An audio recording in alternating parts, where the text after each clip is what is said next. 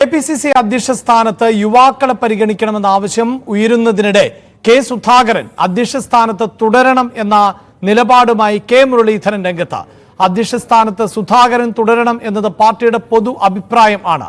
യുവാക്കളെ നേതൃതലത്തിലേക്ക് കൊണ്ടുവരണം. പ്രായം ആയുസ് നോക്കിയല്ല തീരുമാനിക്കുന്നത് എന്നും മുരളീധരൻ പറഞ്ഞു.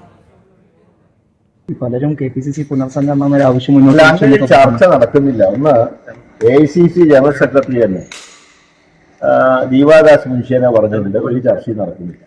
അങ്ങനെ ചർച്ച നടക്കുകയാണെങ്കിൽ ഞങ്ങളൊക്കെ അറിയില്ല. അങ്ങനെ ചർച്ച നടക്കുന്നില്ല. അത് ആരുണ്ടാക്കിയത് അതേ എനിക്കറിഞ്ഞു. അനാവശ്യമായിട്ടുണ്ടാക്കിയ ഒരു വിവാദമാണ്. അങ്ങനത്തെ ഒരു പുനഃസംഘടന ഇല്ല, ചർച്ച നടക്കുന്നില്ല. എന്നാൽ പുനഃസംഘടന വേണം വേണ്ടെന്നൊന്നും ആരും പറയുന്നില്ല. പക്ഷെ അത് ഏത് രീതിയിൽ വേണം എന്നുള്ളതൊക്കെ ഒന്ന് താഴെത്തട്ടുള്ള പുനഃസംഘടനക്കാരും KPCC തീരുമാനിച്ചു. അതിന്റെ കമ്മിറ്റി ഇതുവരെ കമ്മിറ്റി ഫോം ചെയ്തിട്ടില്ല.